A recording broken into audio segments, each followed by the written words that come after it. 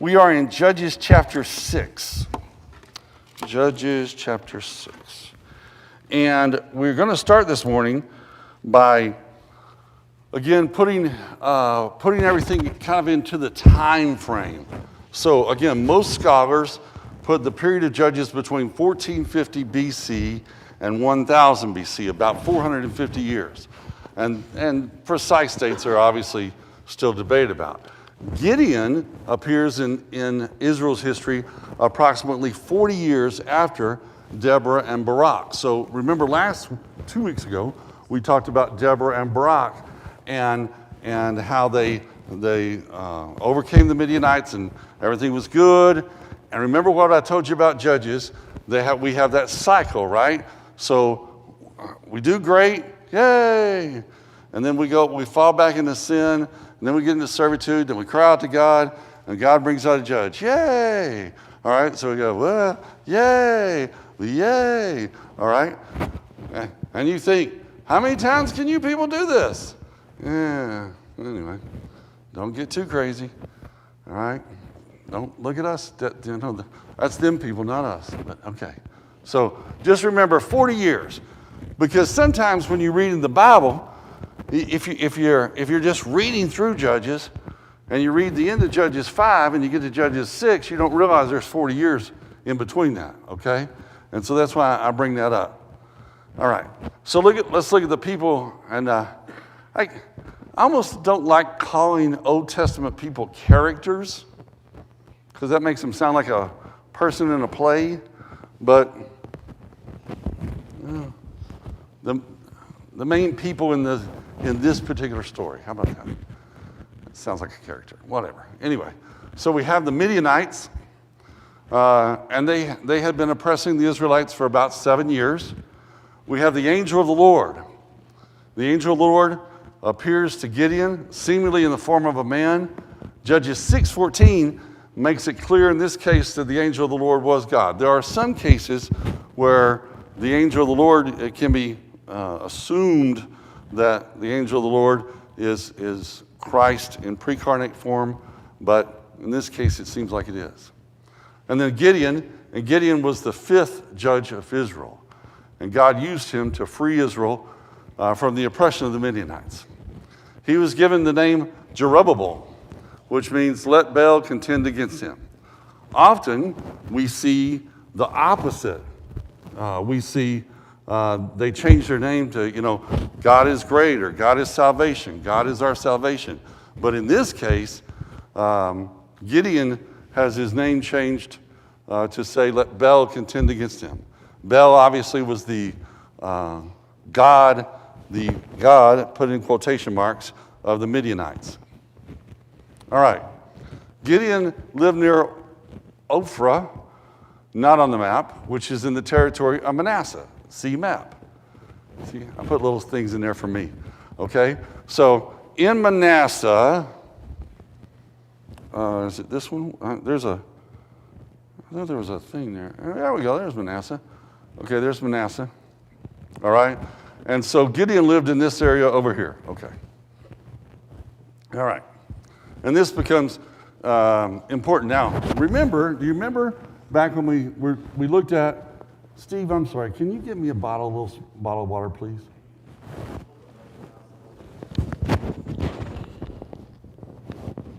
Right there? Okay, I'm trying not to kill Andy's ear. I know, I'm sorry, Andy. I'm trying not to kill Andy's ear. Hold on. Okay, you got it out, okay. I'll give you a signal.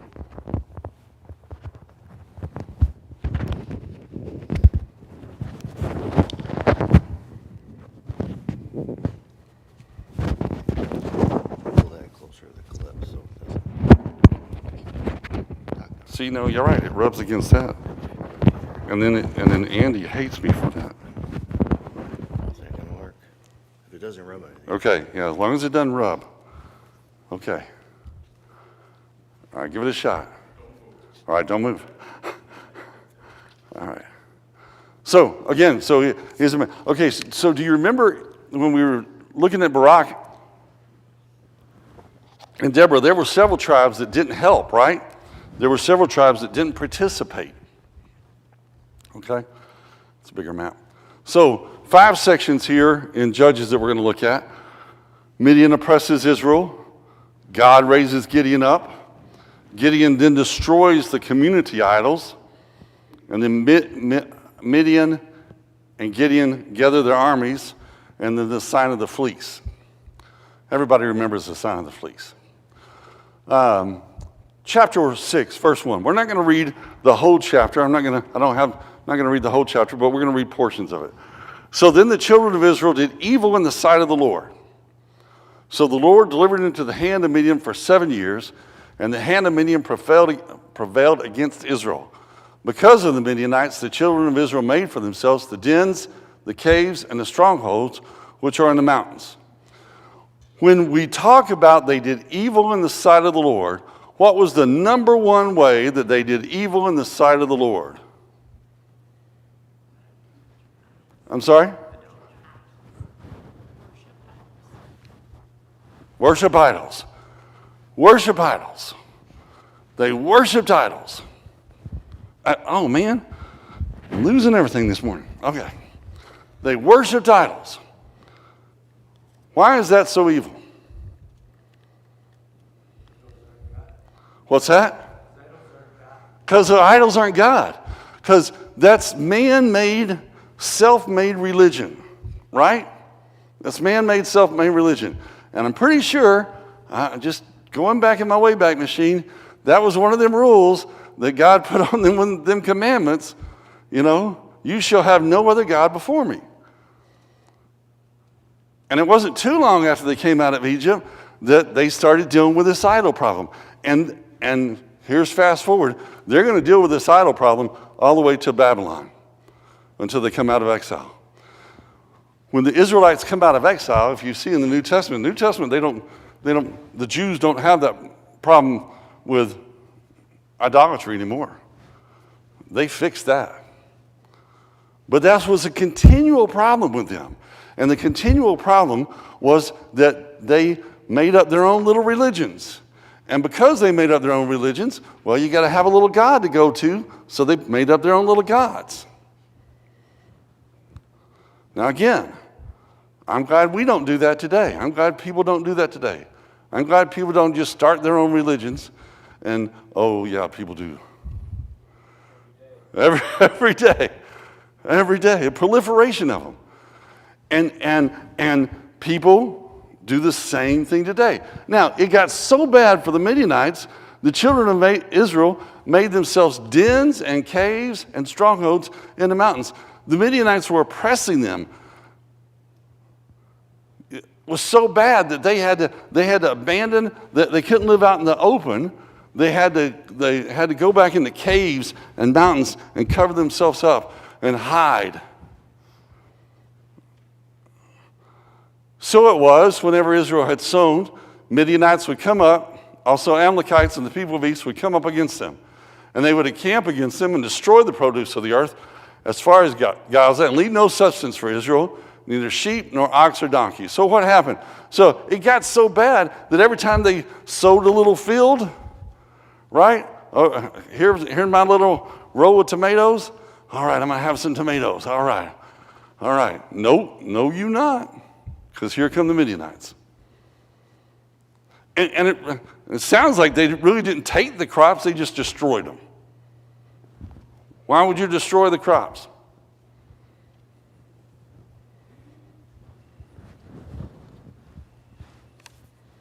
Why would you destroy crops? Yeah, so you couldn't have them. Why don't you want the people to have them, Roger? What's that? Okay.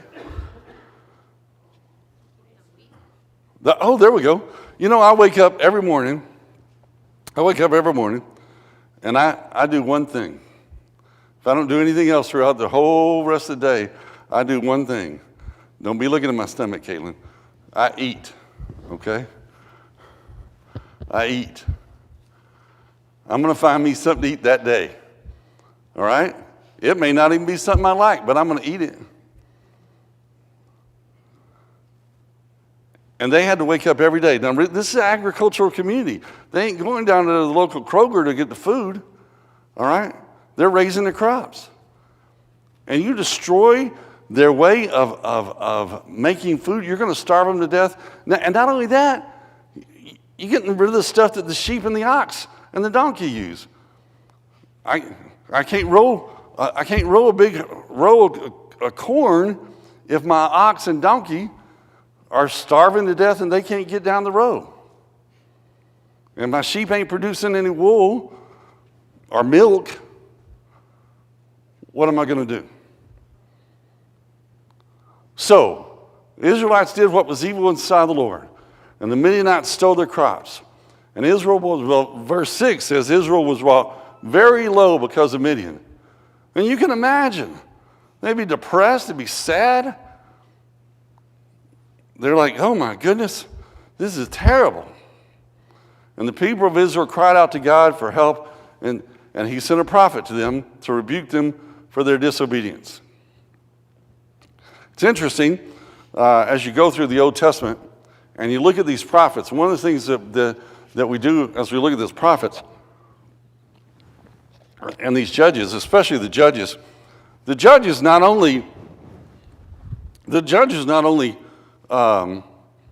said, okay, we're going to take care of this problem. We're going to fix the problem. But first, we're going to rebuke you for doing wrong. Because what good is it if I fix the Midianites, if I go over there and beat the Midianites, and y'all just are doing the same old stuff that you're still doing? One of the things about sin is if you sin, you got to stop sinning. I know that sounds like a dumb thing, but if you're doing a sin and you want to get better and you got to fix the problem, you got to stop sinning. If you're gonna, let's pick something. Alcohol. If you don't want to be an alcoholic, you got to stop drinking. Now, I didn't say it was easy, right? All right? I've dealt with a few sins. I'm not saying it's easy, but I'm saying you got to stop whatever sin you're doing. So here we go, repeating the cycle. Sin, servitude, supplication, and then salvation. And that repeats over and over. But again, it kind of spirals. At the end of Judges, we're going to see that it spirals out of control. Now, God raises up Gideon. And Gideon, we're going to see Gideon here in the next couple of chapters. And Gideon actually is one of my favorite people in the Bible. And I'm not going to be around to teach that chapter, so I should just give you the thing now. But the Marine Corps had a motto a few years ago. The Marines are looking for a few good men. And you remember when Gideon got down there and was fighting the warriors, and he said, no, you got too many people. And they said, no, you got too many people. And he wound up with 300 warriors. Yeah, see, Gideon and the Marine Corps looking for a few good men. Anyway, all right, I like that story. Verse 7. And it came to pass when the children of Israel cried out to the Lord because of the Midianites, that the Lord sent a prophet to the children of Israel, who said to them, thus saith the Lord God of Israel, I brought you up from Egypt, and I brought you out of the house of bondage, and I delivered you out of the hand of the Egyptians, and out of the hand of all who oppressed you, and I drove them out before you, and gave them into your land, and I also said, I am the Lord your God, do not fear the gods of the Amorites, in whose land you dwell, but you have not obeyed my voice.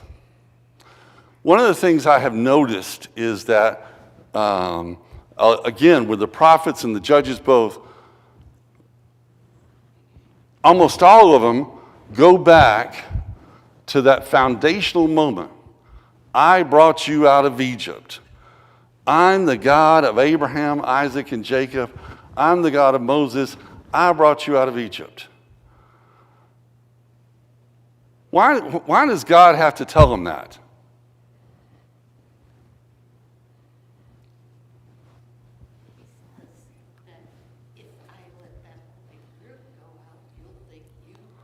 Right.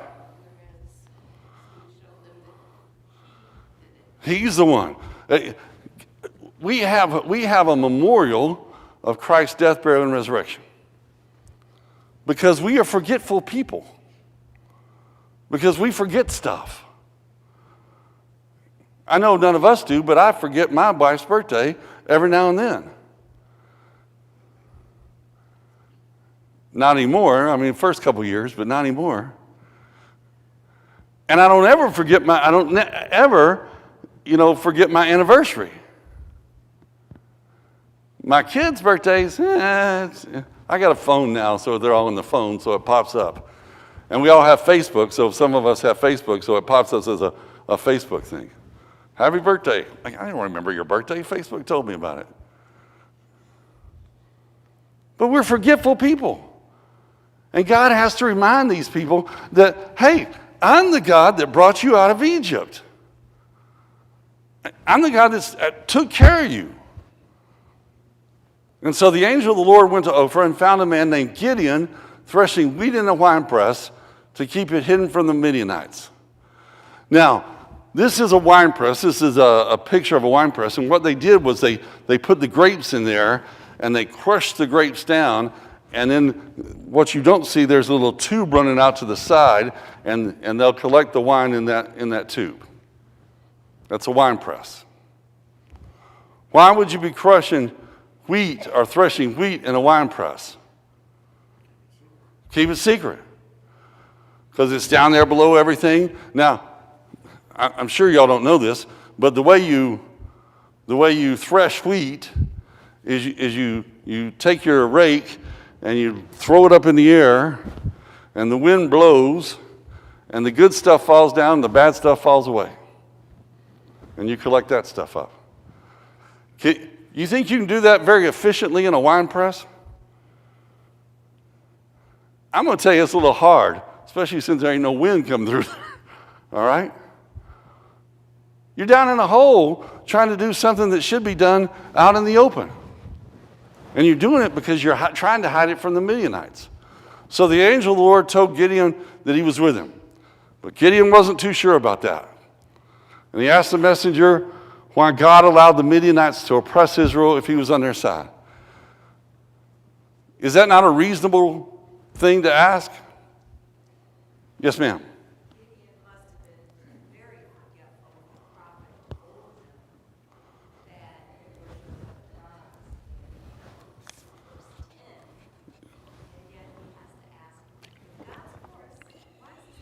Yeah. If God's for us, how come all this stuff is happening? All right? How come? Verse 14, then the Lord turned to him and said, go in the might of yours. The NIV says, go in the strength that you have. And you shall save Israel from the hand of the Midianites. Have I not sent you? And he said, O Lord, how can I save Israel? Indeed, my clan is the weakest in Manasseh, and I am the least in my father's house. So Gideon has no idea how he, from an insignificant family in the smallest tribe, could possibly overthrow the Midianites. Do we ever see a pattern that God doesn't pick the strongest, bravest, tallest, best-looking person? He picks average folks. In fact, sometimes he picks below average folks.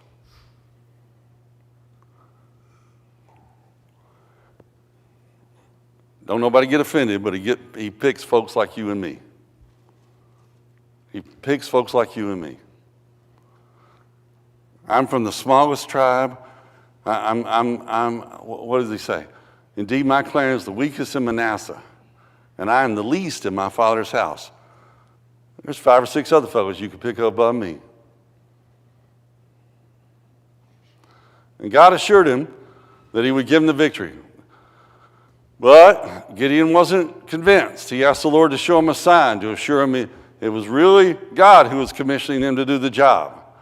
And so God instructs Gideon to put meat, bread, and broth on a nearby rock. And when this was done, God touched the rock with his staff, and fire came out of the rock and consumed the food.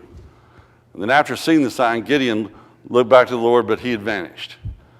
Verse 21, then the angel of the Lord put out the end of the staff that was in his hand and touched the meat and the unleavened bread, and fire rose out of the rock and consumed the meat and the unleavened bread, and the angel of the Lord departed out of his sight. Now, I don't know about you, because the fleece gets more, notice. For some reason, the fleece at the end of the chapter gets more notice. But this miracle right here is pretty cool.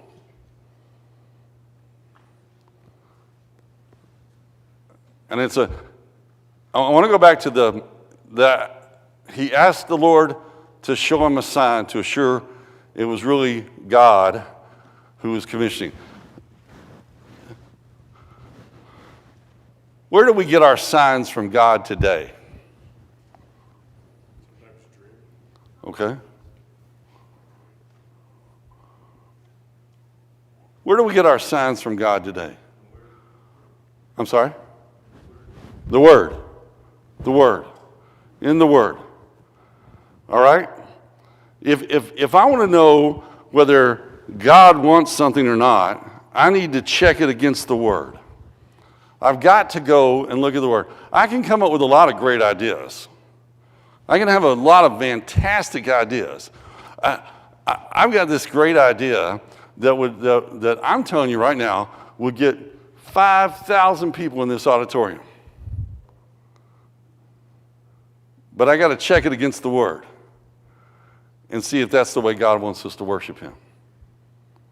I got to look at the Word.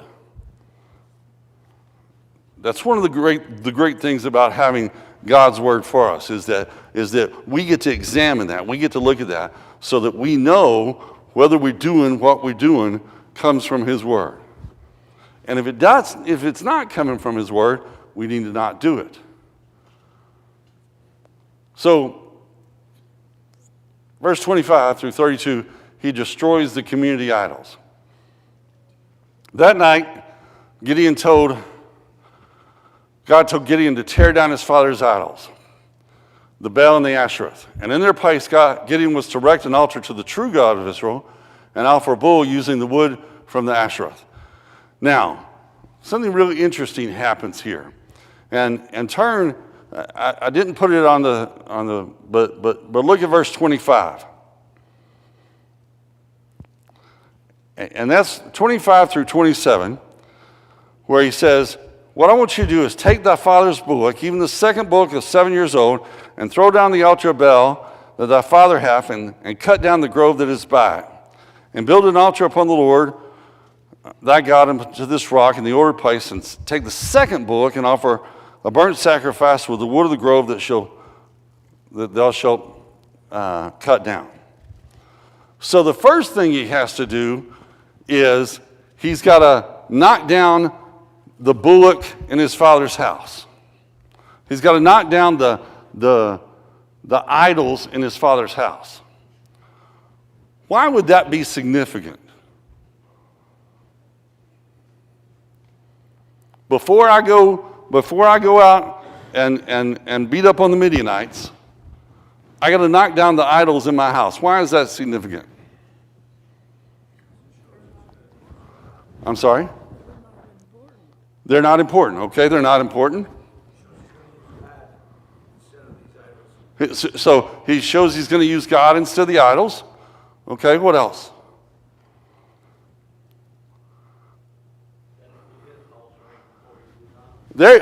He's got to get his house right before he moves on to go to take care of the outside. Okay, I got to get my house right. If I'm over here and I go knock down these other idols, and everybody's going to go, wait a minute, you got idols over at your house, buddy? What are you talking about? What are you doing? And so you got to clean up your own house first, all right? And then you go out and knock down those other ones. So verse 30, then the men of the city, so he takes the 10 men. Now here's another thing too. He's got to sacrifice 2 bullocks. Now wait a minute. We just talked about the fact that the Midianites have been coming in and they've been destroying the crops and depriving them of food. And now you're going to make me kill 2 bullocks and sacrifice them to God. I don't know, God. Well, that's a big ask. I mean, those bulls could feed my family.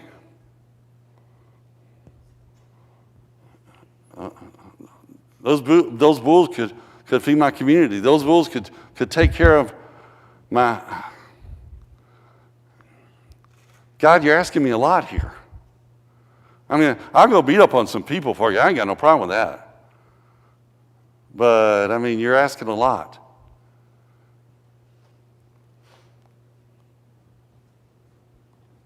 So he does it. Gideon took 10 men, and the Lord, as the Lord instructed. The next morning, when the men of the city discovered what had been done, they wanted to put Gideon to death. Notice verse 30. Then the men of the city said to Joash, "Bring out your son, that he may die, because he has torn down the altar of Baal, and because he has cut down the wooden image that was beside it." But Joash said to all who stood against him, "Would you plead for Baal? Would you save him? Let the one who would plead for him be put to death in the morning." And then Gideon's father says this: if he is a god, let him plead for himself, because his altar has been torn down.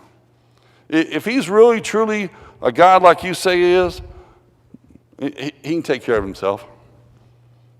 He's okay.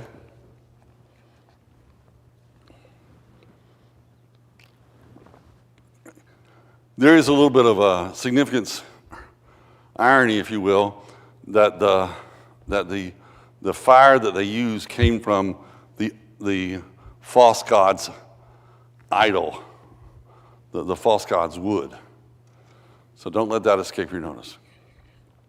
So Midian and Gideon gathered their armies. So the Midianites, Amalekites, and the people of the east gathered in the valley of Jezreel. And Gideon gathered the Asbarites and the fighting men of Manasseh, Asher, Zebulun, and Naphtali. And so again, here we go. That's Jezreel right there. And then there's the folks that Zebulun and Naphtali and Issachar. Naphtali. Dan never helps out. I don't know what's up with Dan. He's easy to say. I can say his name.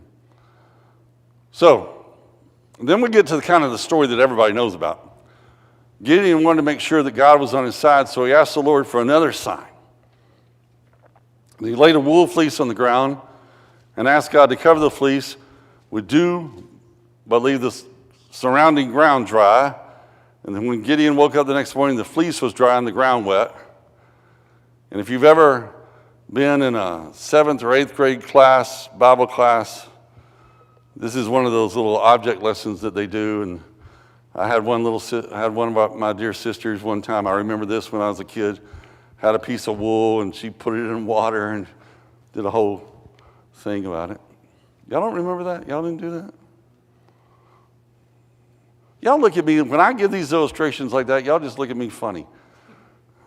Y'all like I'm the only one. Nobody did that in Bible class? Anybody do that in Bible class? Thank you, Gail. Gail and I went to the same school of Bible class there. So anyway. Verse 36, so Gideon said to God, "If you will save Israel by my hands, as you have said." And then Gideon said to God, "Do not be angry with me. Let me speak just once more. Let me test, I pray, just once more." And so God did that night. I appreciate the fact that Gideon, even after all this stuff is going on, says, "Oh, Lord, look, I've done this thing over here, and I sacrificed the bulls, and we tear down the altars, and these people are trying to kill me. But Lord, don't be mad at me. Don't be angry with me. sometimes we get the idea that the God of Old Testament, and it's a very Gnostic idea. The idea comes from Gnosticism, okay? And it's prevalent in today's religious world. And the thought is that there are two gods. The God of the Old Testament is mean, nasty, evil, and bad. And the God of the New Testament is loving, wonderful, and kind. And if Gideon doesn't show us anything else, it shows that the God of Old Testament, God, is loving and kind and patient. Because by this time, should have Gideon been fired up and ready to go? I'm thinking, yeah. But at least has the wherewithal to say, do not be angry with me. Let me speak just once more. Let me test, I pray thee, just once more. And so God does. And God allows that. I love this little cartoon. It says, okay, God, Gideon here, let's try this again. Today, if the fleece is dry and the rock is soaked and the ground is merely damp, that means the Midianites and I cannot be friends. I mean, how many times can we do this? You know, okay, God, how about this? If the fleece is partially dry and partially wet, I mean, you know, at some point. So let's look at some application. God doesn't promise popularity to those who obey. God does not promise popularity to those who obey. One of the terrible, heretical things about the prosperity gospel, besides its blatant lie, is the fact that it distorts God's view of man and man's view of God, and promises something that cannot be delivered, like a huge Ponzi scheme. He does not promise. He does promise people will hate his followers. And why do people hate us, or why do people not like us?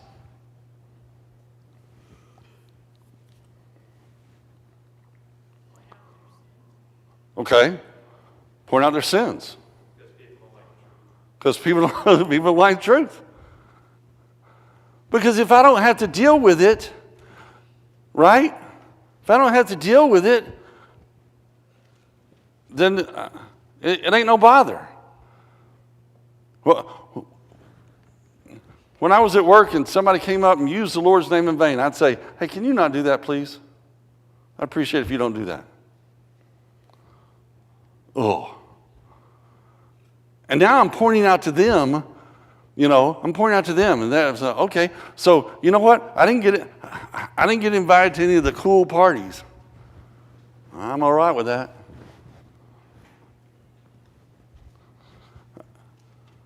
I had some people, not tell me some cool jokes. I'm okay with that. I got better jokes.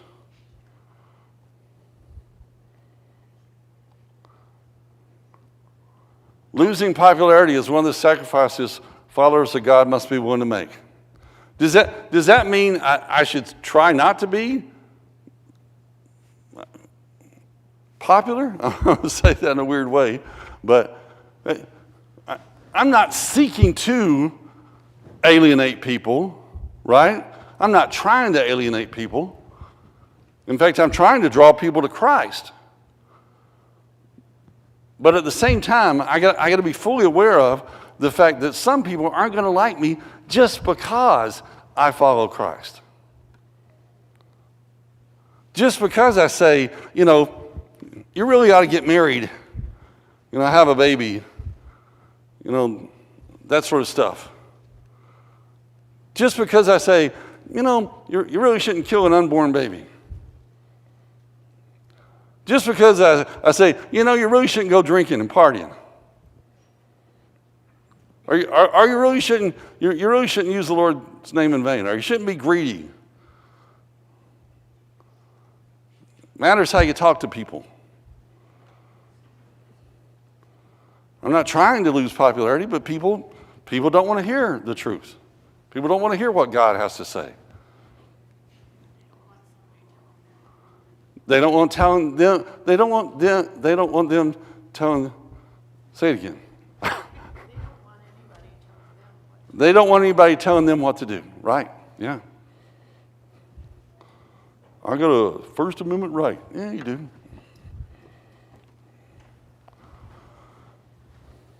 I'd rather enjoy the favor of the Creator of the universe than the admiration of a few more people. I need to keep in mind that I'd rather enjoy the favor of the Creator of the universe than the admiration of the people.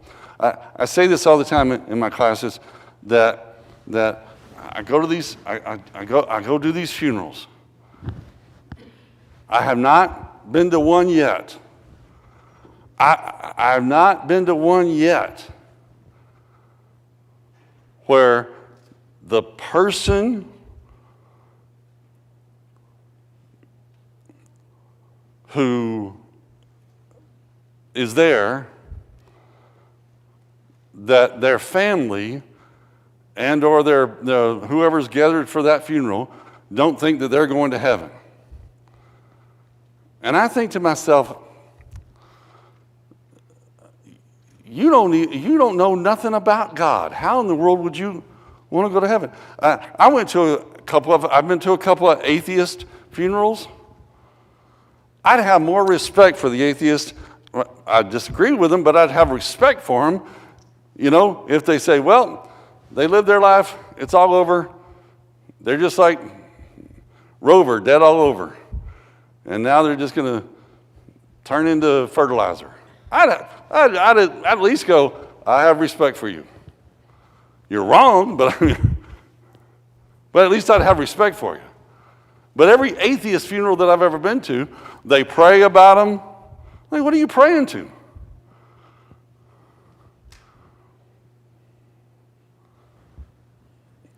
I'd rather enjoy the favor of the Creator of the universe than the admiration of a few more people. Because at some point, I'm going to have to stand before Him and give an account. Gideon, again, shows us that God is patient and loving and kind. And they need to rely on God. Now, we're going to see Gideon here in the next couple chapters. And Gideon grows in his strength and grows in his faith.